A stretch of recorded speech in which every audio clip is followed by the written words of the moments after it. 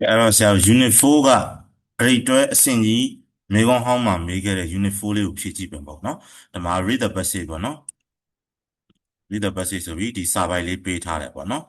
စာပိုက်လေးပေးထားတယ်ဆရာတို့ဖြည့်ရမှာဒါလေးပေါ့နော်စာပိုက်ကတော့ဆရာမဖတ်ပြတော့ဘူးနော်စာပိုက်နားလည်ခြင်းရှေ့မှာဖတ်ပေါ့နော်ကဲအဲ့ဆိုရင် read the passage နံပါတ် A write the correct word or word right ရေးပါ the correct မှန်ကန်တဲ့ word စကားလုံးတစ်လုံးဖြစ်ဖြစ် what စကားလုံးနှလုံးသုံးလုံးဖြစ်ဖြစ် what မှာ s ပါတော့စကားလုံးနှလုံးသုံးလုံးပေါ့နော်ရေးပါတဲ့ to complete ဖြည့်ဖို့ each sentence စာကြောင်းတစ်ကြောင်းစင်းစီကိုဖြည့်ဖို့အတွက်ဆရာတို့မှန်ကန်တဲ့စကားလုံးလေးတွေရွေးပြရမယ်စာပိုက်ထဲကနေပြီး Number one, emotionally healthy people. Emotionally စိတ်ပိုင်းဆိုင်ရာ healthy people ကျန်းမာတဲ့လူတွေက can deal with ဆိုတာကင်တွယ်ဖြေရှင်းနိုင်တယ် difficult problem ခက်ခဲတဲ့ပြဿနာတွေကိုကင်တွယ်ဖြေရှင်းနိုင်တယ် through ဘာလို့ပြီးတော့လဲဒီနေရာမှာကွက်လက်ပေါ့နော်ဒီကွက်လက်လေးကနည်းနည်းလေးသေးပြီးတူသွားတယ်နော်အဲ့ဒါလေးဖြည့်ကြည့်ပြီးပါနော်ဒါလေးကကွက်လက်ပါနော်ကွက်လက်ကနည်းနည်းသေးနေနော် through ဘာနဲ့လဲ of some effective strategy effective အကျိုးသက်ရောက်မှုရှိတယ်ထိရောက်မှုရှိတယ် strategy နည်းဗျူဟာတွေကိုသူတို့ဘာလုပ်ပြီးတော့ဒီ emotionally healthy people စိတ်ပိုင်းဆိုင်ရာကျန်းမာတဲ့လူတွေကခက်ခဲတဲ့ပြဿနာတွေကိုဘာလုပ်နိုင်လဲ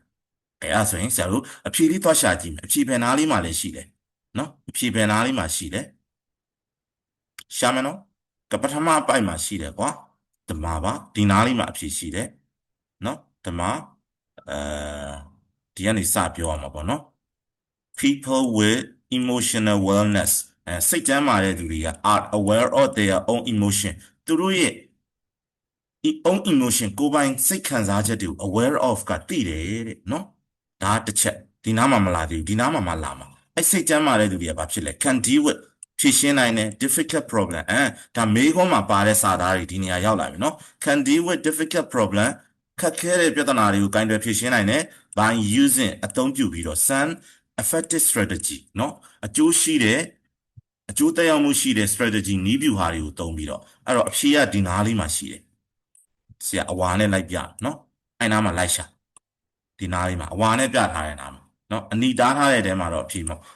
ဒီရှေ့ကထားပါတော့เนาะဒါတွေတော့အဖြေထဲမှာမပါတော့ဘူး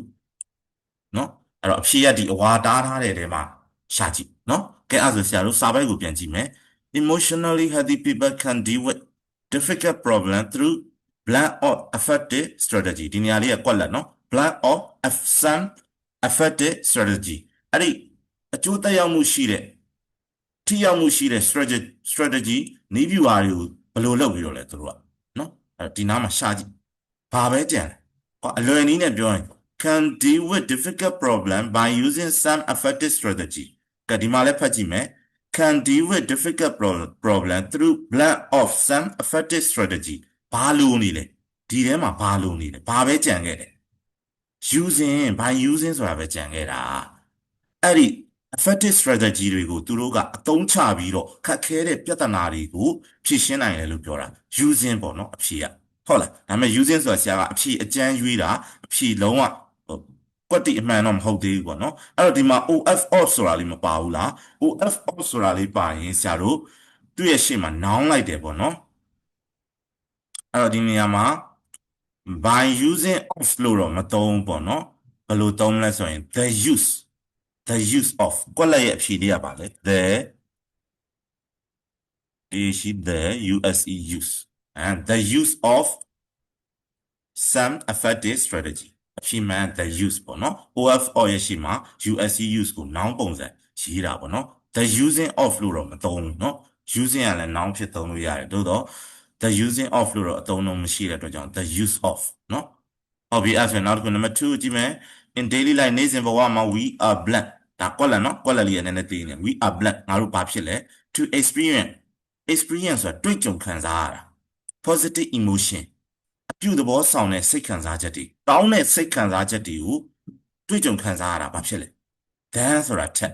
negative one ဆိုတာ one ကဒီမှာ emotion ကိုပြန်အထူးပြုတာမကောင်းတဲ့အတွေ့အကြုံတွေ sorry မကောင်းတဲ့စိတ်ခံစားချက်တွေကိုတွေ့ကြုံခံစားရတာထက်ကောင်းတဲ့စိတ်ခံစားချက်တွေကိုတွေ့ကြုံခံစားရတာဘာဖြစ်လဲကဲဒါနဲ့ပတ်သက်တဲ့စာကြောင်းလိုက်ရှာမယ်နော်ဒီ positive emotion ခံစားရတာနဲ့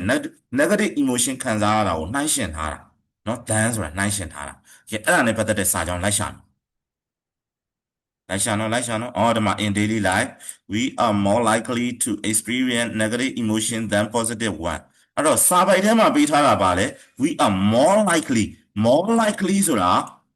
ပို့ပြီးတော့တွေ့ရဖို့အလားအလာရှိတာပို့အလားအလာရှိတာပေါ့နော် to experience ကတွေ့ကြုံခံစားရတာအဲ့တော့ပို့ပြီးတွေ့ကြုံခံစားရဖို့အလားအလာရှိတယ် negative emotion တွေကိုပို့တွေ့ကြုံခံစားရမယ် than ဆိုတာထက် positive one ဆိုတာ positive emotion ထက်နေ့စဉ်ဘဝမှာဆရာတို့က negative emotion တွေနဲ့ပို့ပြီးတွေ့ကြုံရတာများတယ်လို့စာပိုက်ထဲမှာရေးထားတယ်ပြန်ပြောမယ်နော်စာပိုက်ထဲမှာဗာရေးထားလဲ negative emotion တွေကိုတွေ့ရတာပိုများတယ် positive emotion တွေကိုတွေ့ရတာနည်းတယ်ဟုတ်ပြီနော် more likely ဆိုပို့ပြီးတော့အလားအလာရှိတယ်ပို့ပြီးတွေ့ကြုံရတယ်အဲ့ဒါကိုပြောတာကဲတော့ဒီမှာကြည့်အခုကနံပါတ်2မှာဘယ်လိုရေးထားတာလဲ in daily life နေ့စဉ်ဘဝမှာ we are planned to experience positive emotion than negative emotion နေရာပြောင်းရေးထားတယ်သိချကြည့် positive emotion ကိုတွေ့ကြုံရတာကဘာဖြစ်မှာလဲနည်းမှာပေါ့ negative emotion ကိုတွေ့ကြုံရတာထက် positive emotion ကိုတွေ့ကြုံရတာနည်းမှာဟုတ်ပြီနော်ဒီမှာ positive emotion နဲ့ negative emotion မှာ positive emotion ကိုထိပ်မှာရေးပြီး negative ကိုနောက်မှာထားလိုက်တယ်အပေါ်မှာကျတော့ဘယ်လိုရေးလဲ negative emotion ကိုထိပ်မှာရေးပြီးတော့ than positive one ဆိုပြောင်းပြန်လှည့်ရေးထားတာအဲ့တော့စာပိုက်ထဲမှာမြန်မာလိုပဲရှင်းပြမယ်စာပိုက်ထဲမှာရေးထားတာက negative emotion တွေကိုတွေ့ကြုံရတာက positive emotion တွေကိုတွေ့ကြုံရတာထက်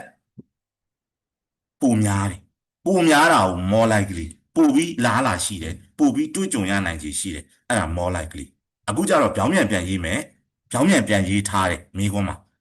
positive emotion တွေကိုတွေ့ကြုံရတာက negative တွေ emotion တွေကိုတွေ့ကြုံရတာထက်ဘာဖြစ်လဲပိုနေတာပေါ့အဲ့တော့ more likely ကပိုပြီးများတာပေါ့နော်တွေ့ကြုံရဖို့ဒီမှာ experience တွေ့ကြုံတာတွေ့ကြုံမှုပိုများတယ်ဆိုရင် more likely ဒီမှာကျတော့ပိုနေတယ်ပေါ့နော် positive emotion တွေကိုတွေ့ကြုံရတာက negative emotion တွေကိုတွေ့ကြုံရတာထက်ပိုနေတယ်ဆိုရင် more ကိုဆရာတို့ less လို့ပြောင်းလိုက်ပေါ့ more ကများတာလေ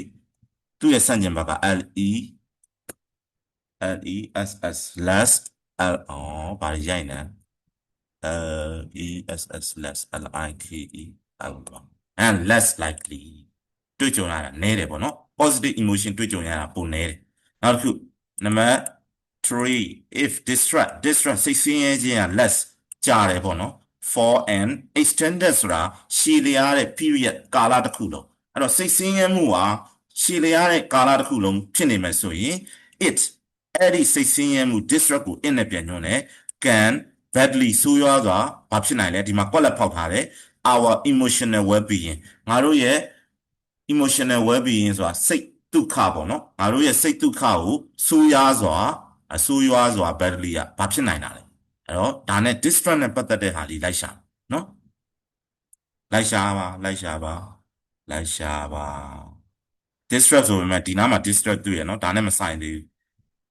ဒီမှာ if our distress ငါတို့ရဲ့စိတ်ဆင်းရဲခြင်းက less match လောင်းကအများကြီးကြာသွားခဲ့ရင်ဆွမ်းနာဟာနဲ့အဓိပ္ပာယ်အတူတူပဲ our emotional well-being ငါတို့ရဲ့စိတ်တဒုက္ခ emotional well-being စိတ်ဒုက္ခက is badly ဆိုးရွားစွာ affected အကျိုးသက်ရောက်မှုရှိစေတယ်ပေါ့ဆိုးရွားတဲ့အကျိုးသက်ရောက်မှုဖြစ်စေတယ်ပေါ့နော်စိတ်ဆင်းရဲမှုများလာရင် emotional well-being စိတ်ဒုက္ခကိုလာပြီးတော့ဆိုးရွားစွာအကျိုးသက်ရောက်စေတယ်ပေါ့နော်အဲ့တော့ is badly affected အဲ့လိုဖြေထားတယ်အဲ့တော့ဒီမှာကျတော့ဘာနဲ့မေးထားလဲဒီမှာဒါတွေကတော့သိပြီးသွားရင်เนาะ it can badly အဲ့တော့ခံရဲ့နောက်မှာကျတော့ဆရာတို့ကဘာနဲ့လိုက်မလဲ passive နဲ့ဖြေရင် can be battery active နဲ့ဖြေရင် can be one can be zero ပေါ့เนาะအဲ့တော့ဆရာတို့က active နဲ့ဖြေရမယ် IT8 ကဘယ်သူကလဲပြုလုပ်သူဘယ်သူလဲအဲ့ဒီ distress ကိုပြန်ပြောတာအဲ့ဒီ distress စိတ်ဆင်းရဲခြင်းက can badly affect အကျိုးသက်ရောက်နိုင်တယ်ဆိုးရွားစွာအကျိုးသက်ရောက်နိုင်တယ် our emotional well-being ငါတို့ရဲ့စိတ်ခံစားချက်ကိုဒါဆိုရင်ဟုတ်ပြီ sorry emotional well-being ဆိုတာငါတို့ရဲ့စိတ်ဒုက္ခကိုပေါ့နော်ဒါဆိုရင်ဒီမှာကျတော့ဘာဖြစ်လို့ is affected amisa black battery သုံးထားတာလေအဲ့တော့ဒီမှာကြည့်တာဟောဒီစာကြောင်းမှာ active passive တော့နားလည်မှရမယ်နော်ဒါကိုပြောတာ active passive လိုတယ်နော် active passive grammar လိုတယ် emotional well-being ကိုရှင်းမှရေးတယ်အဲ့ဒီကောင်က object အဲ့ဒီ emotional well-being စိတ်ဒုက္ခကိုဆိုးရွားစွာထိခိုက်တာဆိုတော့စိတ်ဒုက္ခ our emotional well-being ကပြုလုပ်ခြင်းခံရတဲ့ object ကိုထိတ်မှထားရေးတော့ဒါက passive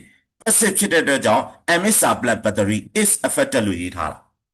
ဒီမှာကျတော့ ဟောဒီမှာကြတော့ ITS ဆိုတာ disrupt ကိုညွှန်းတာ emotional well-being ကကြတော့နောက်ရောက်သွားပြီတွေ့လား active passive ဆိုတာဒီလိုပါကွာ active ဆိုရင် subject verb object အဲ့လိုရေးတယ် passive ဆိုရင် object ကိုရှေ့ထုတ်ပြီးရေးတယ် object verb by subject ပေါ့နော် by subject အဲ့လိုလေးရေးတယ်ပေါ့ကဲအဲ့တော့ဒီမှာသူက emotional well-being ကဒီမှာ verb ရဲ့နောက်ကိုရောက်သွားပြီတွေ့လား can ဆိုပြီးဒီမှာ verb ထည့်ရမယ် verb ရဲ့နောက်ကိုရောက်သွားပြီဒီမှာကျတော့ emotional well-being ကverb ရဲ့ is badly affected verb ရဲ့ရှေ့မှာတွေ့လားအဲ့တော့နေရာချင်းမတူတော့เนาะအဲ့တော့ active passive ပုံစံပဲပေါ့သို့တော်လည်းဒီမှာ active passive ကိုဓာတ်ရိုက်တော့မဟုတ်ဘူးamisa black battery ဆိုတာကသူက emotional well-being ခံရတဲ့သူမို့လို့အဲ့လိုရေးထားတာဒီမှာကျတော့ disrupt ကပြုတ်လို့သူအဲ့စိတ်ဆင်းရဲခြင်းကမှ emotional well-being ကိုဘာဖြစ်စေမှာလဲ effect အကျိုးသက်ရောက်စေမှာအဲ့တော့ active ပုံစံပဲရေးရမှာဆိုတော့ဆရာတို့က can plus v0 ဒါမှမဟုတ်လဲ can plus v1 နဲ့ရေးရဟုတ်ပြီနော်အဲ့တော့ active ပုံစံရေးရမှာ can plus v1 ဆိုတော့ can badly affect effect ဒါပဲဟုတ်ပြီနော် can v1 ပဲဟုတ်ပြီနော်နောက်တစ်ခုကကြတော့ number 4မှာ if we feel ငါတို့ခံစားရမယ် overwhelming လွှမ်းမိုးတာကိုခံစားရမယ် negative emotion မကောင်းတဲ့စိတ်ခံစားချက်တွေလွှမ်းမိုးတာကိုခံစားရရင် we will ငါတို့ blank with serious problem ဆိုးရွားတဲ့ပြဿနာတွေနဲ့ငါတို့ဘာဖြစ်မှာလဲဒီစာကြောင်းနဲ့ပတ်သက်တဲ့ဒီမှာ if we feel overwhelming negative emotion ဒါတွေနဲ့ပတ်သက်တဲ့စာကြောင်းကိုစာပိုင်းမှာအရင်ရှာ overwhelming တို့ဘာလို့ညာတို့လိုက်ရှာဘယ်နားမှာရှာပါနော်တာဝသူမျိုးလည်းလိုက်ရှာပါ overwhelming ဆိုတာတစ်လုံးတွေ့ရင်တော့ဖြစ်နိုင်ဒီမှာတွေ့ပြီ if negative emotion become chronic or overwhelming chronic ကနာတာရှည်ဖြစ်တာအဲ့ဒီ negative emotion တွေက chronic နာတာရှည်ပုံစံဖြစ်လာမယ်ဒါမှမဟုတ်ရင် overwhelming လွှမ်းမိုးခံရမယ်ဆိုရင်ငါတို့ဘာဖြစ်မလဲ we will be faced ငါတို့ရင်ဆိုင်ရလိမ့်မယ် with problem ပြဿနာတွေနဲ့ရင်ဆိုင်ရလိမ့်မယ်အဲ့တော့ဒီမှာကလည်း we will ဒီမှာ be faced ပေါ့အဲ့ဒါဆိုဟုတ်လား we will be faced ပေါ့ဟုတ်ပြီနော်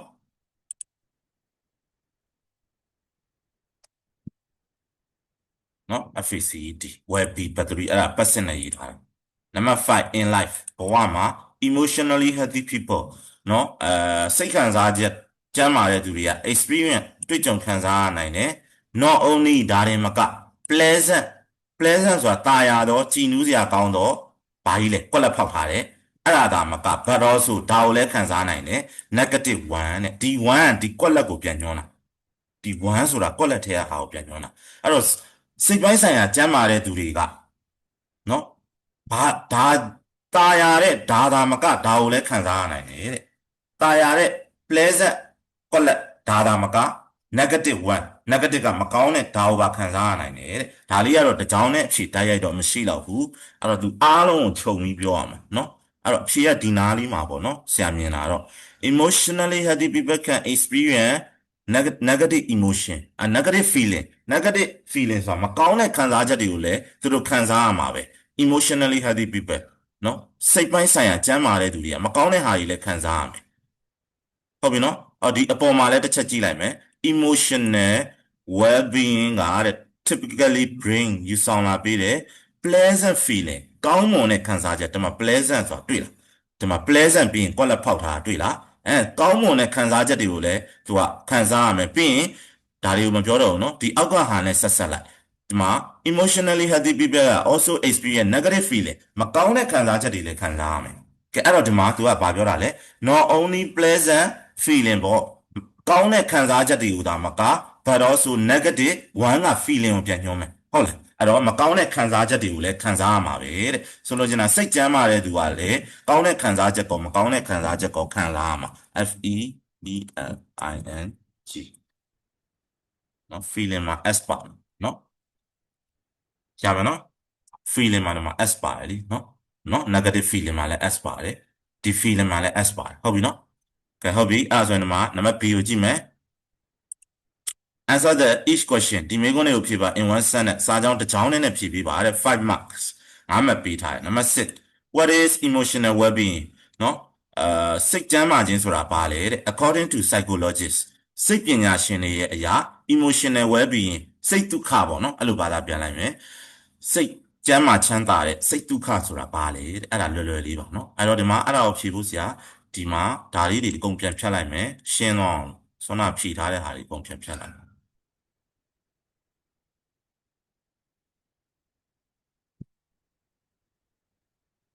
ပုံပြပြလိုက်ပြီကဲအဲ့ဆိုရင်ဆရာတို့မေးခွန်းလေးအရင်ကောက်လိုက်မယ်နော်မဖြေခင်မှာ emotional well-being is ကိုဒီလိုကောက်လိုက်မယ်ဟုတ်ပြီနော်ဖြစ်နိုင်ရင်တော့ according to psychologist ကိုစာကြောင်းရဲ့ရှေ့ဆုံးမှာတင်မယ်ဟုတ်ပြီနော်ဆရာဒါလေးတော့ဖြေပြလိုက်ပါမယ်တဝက်လောက်ဖြေပြလိုက်မယ် according according to according to psychology ကောမှာကုန်မယ်ပြီးတော့မှ sorry မှားရည်တာ emotional နော်အားလုံးကြီးနေတယ် according to psychologists emotional well-being well emotional well-being ဆိုတာဘာလဲ is emotional well-being is ဟုတ်ပြီနော်ဘာလဲ emotional well-being is မိကုန်းအဲ့လိုကောက်လိုက်ဟုတ်ပြီနော်ကောက်ပြီးတော့မှအဖြေသွားရှာမယ်အခုမှအဖြေရှာမှာ emotional well-being ဆိုတာဘာလဲဒီမှာရေးပြီးသား emotional well-being is defined as ရဲ့နောက်ကဟောဒီအဝါပြထားတာအဖြေပဲပေါ့ဟောဒီမှာအဝါလေးနဲ့ပြလိုက်မယ် the ability to recognize our emotion manage them and produce positive feeling or thought ဒီအဝါပြထားတဲ့အထိဖြေရမယ်အဲ့လိုမဖြေခြင်းမဲနဲ့ emotional well-being is defined as ဆိုပြီးတော့အဲ့လိုဖြေရင်လဲဒီအဝါတွေကိုဖြေချလိုက်လေရပါတယ်เนาะဒါဆရာတို့ကမေးခွန်းတဲ့အတိုင်းအတိအကျဖြေပေးတာ according to psychology emotional well-being is ဆိုပြီးတော့ is ပြီးရင်ဘာဖြေရမှာလဲဒီအဝါပြထားတဲ့ဟာလေးဖြေရမှာဟုတ်ပြီเนาะဒီမျက်တောင်အဖွင့်ပိတ်တော့မထည့်ပါနဲ့တော့မလိုတော့เนาะရမယ်เนาะဟုတ်ပြီ number 2ကိုကြည့်မယ် number 2ကnumber 2မဟုတ် number 7က what do we do ငါတို့ဘာလုပ်လဲ when something bad happen to us when something တစ်စုံတစ်ခု bad မကောင်းတဲ့အရာတစ်စုံတစ်ခု happen to us ငါတို့စီကိုဖြစ်ပွားလာတယ်ဆိုလိုချင်တာမကောင်းတာတစ်စုံတစ်ခုငါတို့စီမှာဖြစ်ရင်ငါတို့ဘာလုပ်တယ်လဲဟုတ်ပြီနော်အဲ့ဒါနဲ့ပတ်သက်တဲ့မေးခွန်းလေးကိုဆရာတို့sorry ဖြေလေးကိုရှာလိုက်မယ်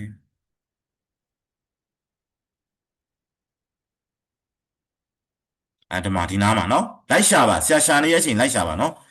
we blame other or criticize them ငါတို့တခြားလူတွေကို blame ဆိုတာပြစ်တင်တယ် criticize ဝေဖန်တယ်တဲ့ဘာဘယ်အချိန်မှာလဲ when something bad or unkind happen to us မကောင်းတဲ့အရာတွေဒါမှမဟုတ်ရင်မကျင်နာတဲ့အရာတွေငါတို့စီကိုဖြစ်ပွားရင်အဲ့တော့အဖြေလေးကဘာလေးလဲဆိုတော့ဟာဒီမှာအဝါပြထားတာအဖြေပဲဟုတ်ပြီနော်အနီကတော့ခဏနေပါဦးမှားနှိပ်အဝါပြထားတဲ့ဟာလေးကအဖြေပါ we blame other or criticize them ဒါလေးကအဖြေအနီပြထားတာကြတော့ဒီမေးခွန်းနဲ့ဆက်တဲ့ဟာကိုဆရာတို့ကတစ်ကြောင်းလုံးလိုက်ရှာတာဖြေသီးတန်းကတော့အဝါနဲ့ပြထားတာအဖြေပဲဟုတ်ပြီနော်ကဲအဲ့ဆိုရင်မေးခွန်းပြန်ကောက်မယ်ဘယ်လိုပြန်ကောက်မလဲမေးခွန်းမှာကြည့်လိုက်မေးခွန်းမှာ verb ကိုအရင်ရှာလိုက်တော့ do နှလုံးက verb ပထမ do ကိုဖြုတ်မယ်ကွက်မေးခွန်းမှာဟောဒီနောက် verb က do ဆိုရင် do နေရာမှာအဖြေထည့်ရမယ်လို့ပြောတယ် do နေရာမှာထည့်တဲ့အဖြေကလည်း verb ကနေစထည့်ရမယ်အဲ့တော့ဒီ do ကလည်းဖြုတ်မယ် do နေရာမှာ verb ကနေစထည့်တော့ဒီမှာ we ကတော့ပါလာပြီနော် we ပြီးသွားရင်ပါလဲ blame ကနေစထည့်လိုက်တယ်အမှန်တော့ဒီ we လေးကမေးခွန်းမှာရပါပြီးသားလေဒီမှာမေးခွန်းမှာ we ပါပြီးသားမဟုတ်ဘူးလား we ပါပြီးသားကွက်မေးခွန်းမှာနောက်ဘက်က do ဆိုရင်နောက်ဘက်ဆိုတာဘက်ကနှလုံးရှိတယ်ရှေ့မှာလဲ do နောက်မှာလဲ do ရှေ့က do ကိုမကြည့်နဲ့နောက်ဘက်က do ဆိုရင် do နေရာမှာအဖြေထည့်တယ် do နေရာမှာအဖြေထည့်ရင်ဘယ်ကစထည့်လဲ verb ကနေစထည့်တယ်အခုဒီမှာ we ကိုတစ်လုံးရေးလိုက်မယ် we ရေးပြီးသွားရင်ပါလဲ blame ကနေစထည့်မှာမဟုတ်လား blame က verb လေအဲ့ blame verb ကနေပြီးတော့အမှ criticize them တီအဲ့ဒါအဖြေပဲဟုတ်ပြီနော်အဲ့တော့မင်းကုန်းကောက်ပြီးဆရာဖြေပြမယ် we ဆွမ်းနာကဒါလေးကိုအရင်ဖြေလိုက်နော် we blame other or criticize them ပြီးသွားတော့မှဘာကိုဆက်ကူးမှာလဲ when something bad happens to us အဲ့ဒါလေးပြန်ကူးဒါမှနော်ဟုတ်ပြီနောက်တစ်ခုနံပါတ်8 how do we feel ငါတို့ဘယ်လိုခံစားရလဲတဲ့ when we do not get ငါတို့မရရှိဘူးဆိုရင် what we want ငါတို့လိုချင်တာကိုငါတို့မရရင်ငါတို့ဘယ်လိုခံစားရလဲဒါလည်းလွယ်လွယ်လေးပဲလိုက်ရှာမယ်ဒီမှာပေါ့နော်ဓာတ်ရိုက်ကြီးတော့မဟုတ်ဒီမှာရှိ one hour one ငါတို့ရဲ့လိုချင်မှုတွေ or need လိုအပ်မှုတွေက not fulfill မပြည့်ဝဘူးဆိုရင် we feel ငါတို့ခံစားရတယ်ဘယ်လိုခံစားရလဲ depressed distressed or frustrated ဒါတွေခံစားရတယ် depressed နော် စိတ်တကြရယ် distress စိတ်ဆင်းရဲတယ် frustrated စိတ်ပြတ်တယ်နော်စိတ်ပြတ်လက်ပြတ်ဖြစ်တယ်အဲ့ဒါခံစားရတယ်တဲ့ကဲအဲ့ဒါဆိုရင်ဆွမ်းနာဆရာတို့အဖြေရှာပြီးပြီအခုဘာမေးခွန်းလဲတခြားကြည့်နံပါတ်8မှာ how do we feel တဲ့ဆရာ notes ပေးထားတယ်နော် notes ထဲမှာပြန်ကြည့်ပေးပါ how မေးခွန်းမှာ feel ပါရင် feel ရဲ့နောက်မှာsorry feel ရဲ့နောက်မှာ adjective တွေထည့်ပြီးအဖြေထည့်ပေးပါအဲ့တော့မေးခွန်းပြန်ကောက်ရင်မေးခွန်းမှာ verb ကိုရှာမေးခွန်းမှာ verb က do ရယ် feel ရယ်အဲ့ဒါ verb ဟုတ်ပြီနော်အဲ့တော့ do ကိုဖြုတ်တယ် how မေးခွန်းမှာ feel ပါလာရင် feel ရဲ့နောက်မှာ adjective တွေနဲ့အဖြေထည့်ပြီးတော့ဖြေလို့ရတယ် feel နောက်မှာ adjective တွေထည့်ရတယ်ဒီ one we တုံးဘာညာအဲ့ဒါ one ကနောက်ကစာကြောင်းကကူးချရုံပဲဘာမှကောင်းစားမနေနဲ့ we feel ပြီးရင်အဖြေထည့် we feel ဘာတွေလဲစောနာကအဖြေထည့်မယ်ဆို adjective တွေထည့်ရတယ်လို့ဆရာပြောရနော် how မေးခွန်းမှာ feel နဲ့မေးရင် feel ရဲ့နောက်မှာ adjective တွေထည့် how မေးခွန်းမှာ feel နဲ့မေးရင် feel ရဲ့နောက်မှာ adjective တွေထည့်အဲ့တော့ adjective ကဒီမှာပါလဲ depressed တလုံး distress တလုံး or frustrated အခုအဝါပြထားတာလေးတွေကို feel ပြီးရင်အဖြေထည့်ပေါ့ဒီမှာတော့မေးခွန်းကြီးကတိုက်ရိုက်ဖြစ်နေတော့ we feel ဆိုပြီးစာပိုက်ထဲကသွားကူးချလို့ရတာပေါ့ဟုတ်ပြီနော်ဒါပေမဲ့တစ်ခါလေကြရင်ကြတော့အဲ့လိုကူးချလို့မရဘူးဆရာတို့က we feel ကိုစာပိုက်ထဲကကူးတယ်လို့မယူဆနဲ့မေးခွန်းကနေပြီးတော့ကူးတယ်မေးခွန်းကကူးတယ်လို့ယူဆပြီး we feel တော့တူတူပဲဒါပေမဲ့မေးခွန်းကကူးတယ်လို့ယူဆပြီး we feel လို့ဆရာတို့အရင်ရေးလိုက်ဟုတ်ပြီနော်ပြီးတော့မှဆောနာက adjective သုံးလုံးကိုထည့်လိုက်အဲ့ဆိုရင်ကွာဆရာရေးပေးလိုက်မယ် we we feel ပြီးရင်ဆောနာ adjective သုံးလုံးဘာတွေလဲငါလည်းမှတ်မိတော့ဘူးဒီမှာဗာလဲ depressed distress or frustrated အဲ့ဒါလေးထည့်လိုက်နော် we feel ပြီးရင် adjective တွေထည့်မယ် depress depress di distress or frustrated အဲ့ဒါပြီးသွားတော့မှone ဟုတ်လားမိကုန်းထဲမှာဘာကြံသေးလဲမိကုန်းထဲမှာ we feel ပြီးရင်အဖြေထည့်တယ် adjective သုံးလုံးထည့်တယ်ပြီးသွားရင် one ဆိုပြီးတော့ one we do not get what we want အဲ့ဒါကြီးကိုပြန်ကူးချနော်နော်အဲ့ဒါတော့ဆရာမရိုက်ပြီးတော့နော်အဲ့လောက်ကြီးတော့မပိန်းနဲ့နော်12တန်းရောက်ကဲအဲ့ဆိုရင်နံပါတ်9ကိုကြည့်မယ် what pleasant feeling ဘလို့ pleasant feeling ကြည်နူးတဲ့ခံစားချက်တွေတာယာတဲ့ခံစားချက်တွေဟုတ်တဲ့ are mentioned ဖော်ပြထားတယ်လေ in the passage စာပိုက်ထဲမှာဖော်ပြထားတယ်လေတဲ့အဲ့တော့စာပိုက်ကိုလိုက်ရှာမယ် pleasant feeling တွေကဘာကြီးလဲ။အော်ဆရာတန်းတွေ့ပြီ။မင်းတို့တန်းမတွေ့လဲရှောင်းနော်။ pleasant feeling တွေကဘာကြီးလဲ such as excitement, happiness and love ။ဟုတ်ပြီနော်။အဲ့ဒါအဖြေပဲ။အဲ့တော့ဆရာအဖြေမေးခွန်းလေးကိုတစ်ချက်ကြည့်မယ်။မေးခွန်းမှာ are mention က verb မဟုတ်လား။ verb နှလုံးဒီလိုပူးနေတယ်။ verb နှလုံး are နဲ့ mention နဲ့ကြားမှာ subject မပါဘူးဆိုရင် verb နှလုံးကဒီလိုပူးနေရင်ထိတ်ဆုံးမှာအဲ့ဒီ what pleasant feeling တွေနေရာမှာအဖြေထည့်မယ်။ထိတ်ဆုံးမှာအဖြေထည့်နော်ပြီးတော့မှ are mention ကနေပြီး in the passage ကိုပြန်ကူးချဟုတ်ပြီနော်ကဲအဲ့တော့ verb နှလုံးပူးနေတယ်ဆိုတာဘာကိုပြောရလဲဆိုဒီမှာဆရာပြောမယ်နံပါတ်8မှာမေးခွန်းမှာ verb ကိုရှာလိုက်တော့ do ရယ် feel ရယ် verb do ရယ် feel ရယ် verb နှလုံးကြားမှာ we ဆိုတဲ့ subject ရှိနေတယ်ဒီမှာကြတော့နံပါတ်9မှာကြတော့ are mention ဆိုတဲ့ verb နှလုံးရဲ့ကြားထဲမှာ subject မရှိဘူးအဲ့တော့ what မေးခွန်းမှာပေါ့နော်အဲ့တော့ what မေးခွန်းမှာ subject မပါလာဘူးဆိုရင် R နဲ့ mention က verb အဲ့ကြားထဲမှာအဲ့ verb နှလုံးကြားမှာ subject မရှိဘူးအဲ့တော့ R mention က verb နှလုံးကြားမှာ subject မရှိဘူးဆိုရင် subject နေရာမှာအဖြေထက်အဲ့တော့ what မေးခွန်းမှာ subject မရှိရင် subject နေရာမှာအဖြေထက် subject နေရာဆိုတာထိတ်ဆုံးမှာအဖြေထည့်ခိုင်းတာဟုတ်ပြီနော် what pleasant feeling ဖြစ်လိုက်ထိတ်ဆုံးမှာဆွမ်းနာအဖြေကပါလေဒီမှာအဖြေက2မျိုးဖြေလို့ရတယ်ကွာ pleasant မှနေတယ်ဒီဒီမှာ pleasant feeling such as excitement happiness and love အဲ့ဒါလေးကိုထိတ်ဆုံးမှာဖြည့်ထည့်လိုက်ပြီးသွားတော့မှ are mentioned in the passage အဲ့ဒါကိုပြန်ကူဟုတ်ပြီနော်အဲ့လိုမဖြည့်ခြင်းဘူးဆိုရင်လေဒီမှာနောက်ထပ်တစ်မျိုးကဘယ်လိုဖြည့်လို့ရလဲဆိုတော့အဓိကခံစားချက်3ခုကိုပဲရေးလိုက်မယ် excitement happiness and love ဒီ3လုံးပဲဖြည့်လိုက်အဲ့ဒါလည်းရတာပဲဒီ3လုံးကိုဘယ်နေရာမှာထည့်မလဲထိတ်ဆုံးမှာထည့်စာကြောင်းရဲ့ထိတ်ဆုံးမှာအဖြည့်ထည့် excitement happiness and love ဟုတ်ပြီနော်ဆရာထိတ်ဆုံးမှာအဖြေထည့်ပြ excitement excitement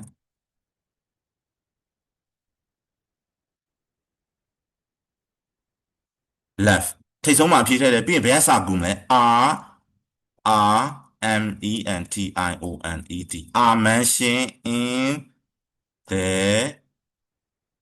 PASSAGE ဒါဆိုရင်ပြီးသွားပြီထိတ်ဆုံးမှာဖြည့်ထည့်တယ်ဟုတ်ပြီနော်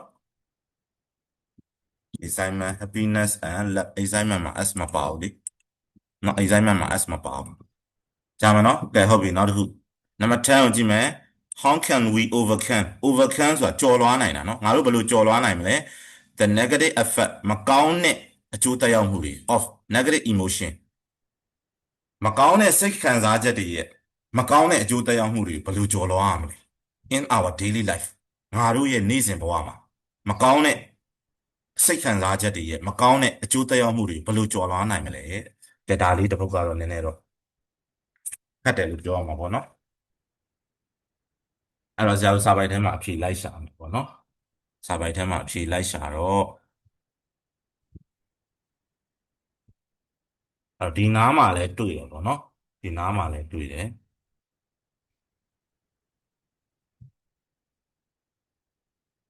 အဲ့တော့ဒီနားမှာပေါ့နော်ဒီမှာ emotionally healthy people အကြောင်းကိုသူက they နဲ့ပြန်ညွှန်းထား emotionally healthy people ကို they နဲ့ပြန်ညွှန်းပြီးတော့သူတို့ကဘလို့ဘောကိုသူတို့ပေါ့နော်စိတ်ခံစားချက်ကောင်းအောင်ဘယ်လိုမျိုးလုပ်လဲဆိုတော့ဒီမှာ can cope with life challenges เนาะဘဝရဲ့စိန်ခေါ်မှုတွေကိုကင်တွယ်ဖြေရှင်းတယ်အဲ့ခါမှာစိတ်တွေကပိုတန်မာလာတယ်เนาะပိုတန်မာလာတယ်ပိုကြမ်းမာလာတယ်ပေါ့เนาะပြီးတော့ရင် can even manage to bounce back manage ကစီမံခန့်ခွဲတယ် to bounce back ကနလန်ပြန်ထတာပေါ့เนาะဒီမှာတော့ဘယ်လိုပြောမလဲဆို after having defeated ရှုံးနေတဲ့နေရာကနေပြန်ထလာအောင်လို့သူတို့စီမံခန့်ခွဲတယ်အဲ့ဒါတွေပေါ့เนาะပြီးရင် emotional well being စိတ်ကျန်းမာခြင်းပေါ့เนาะအဲ့သုံးချက်ပေါ့เนาะဒီမိကုန်းလေးကတော့နည်းနည်းလေးတော့အဲခက်တယ်လို့တော့ပြောလို့ရတာပေါ့เนาะအဲ့တော့10မှတ်မှာတာဝသမီးကိုဆွမ်းနာဖြည့်သွားတာ AC ပဲ9မှတ်ထိက AC ပဲเนาะရတယ်เนาะနည်းနည်းအားနည်းတဲ့လူဆိုရင်တော့10မှတ်လောက်ကရသေးတယ်အဲ့တော့တပုတ်တလေကတော့ဘာမှမဖြစ်ဘူးကိုတက်နိုင်လောက်ဖြည့်အမှတ်တစ်ဝက်လောက်ရလဲမနေဘူးဘာမှတော့မဖြည့်ဘဲနဲ့မထားခဲ့နဲ့ပေါ့နော်အခုပင်နီပြထားတာလေးတွေကအဖြည့်ပဲပေါ့နော်အဲ့တော့သူတို့က cope with life challenges ရ manage to bounce back after having defeated ရနောက်က emotional well being စိတ်ကိုကျန်းမာအောင်နေတယ်ပေါ့နော်အဲ့တော့အဲ့ဒါလေးကတော့နည်းနည်းတော့နော်အဲ့တော့မဟောင်းနဲ့မေးထားတော့ by blood by ing နဲ့ဆရာတို့ဖြည့်မယ်နော် by blood by ing နဲ့ဖြည့်အဲ့တော့မေးခွန်းပြန်ကောက်မေးခွန်းပြန်ကောက်ရင်ဆရာတို့မေးခွန်းမှာ verb ကိုရှာလိုက်မေးခွန်းမှာ verb ကဘာမှလဲဆရာပြမယ်နော်ခံရယ် overcome ရယ်မေးခွန်းမှာ verb ကဘာမှလဲဆရာပြမယ်ခံရယ် overcome ရယ်အဲ့ဒါလေးရ verb ပါအဲ့ဒါဆိုရင်ဆရာတို့မေးခွန်းပြန်ကောက်ရင်ဘယ်လိုကောက်မလဲမေးခွန်းကောက်တာတော့သိရမယ်ပေါ့နော်မသိလဲဆရာပြောတော့ပြောပြပေးမယ်စာတော့မရိုက်တော့စာရိုက်ရင်ကြာလို့နော် we can overcome အဲ့လိုမေးခွန်းပြန်ကောက်မယ် we can overcome အကုန်ကောက် we can overcome the negative effect or negative emotion in our daily life အဲ့လိုပြီးသွားတော့မှဆရာတို့အဖြေထည့်မယ်မှတ်ထားပါ how နဲ့မေးရင် why နဲ့မေးရင်နောက်ဆုံးမှအဖြေထည့် how နဲ့မေးရင် why နဲ့မေးရင်နောက်ဆုံးမှအဖြေထည့်အဲ့တော့ဆရာတို့မေးခွန်းတစ်ကြောင်းလုံးကောက်လိုက်တယ် we can overcome the negative effect of negative emotion in our daily life ကောက်ပြီးသွားတော့မှအဖြေကဆရာတို့ how နဲ့မေးရင် by blood by energy နဲ့ဖြေလို့ရတယ်ဆွမ်းနာဟာကိုဆရာ by blood by energy နဲ့ဖြေမယ် by being emotionally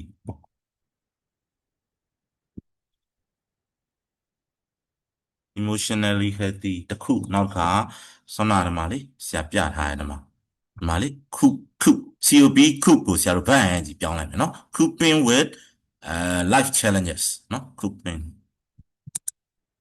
ဘာရတစ်လုံးရေးပြီးနောက်တစ်ခါဘာရထပ်မရေးရတော့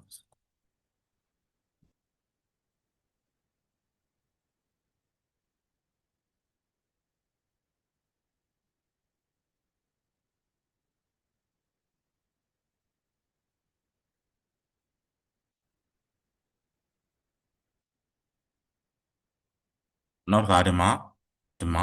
verb ကိုရှာလိုက်ဒီမှာ manage to bounce back managing to bounce back အဲ့လိုရေးလဲရတယ်ပေါ့နော်ဒါမှမဟုတ်ရင်လည်း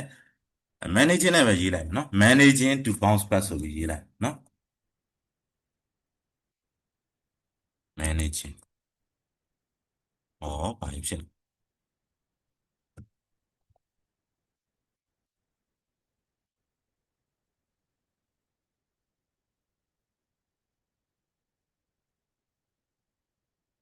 after ပြန်ကြည့်လိုက်အောင်မနော် managing to bounce back after having been defeated after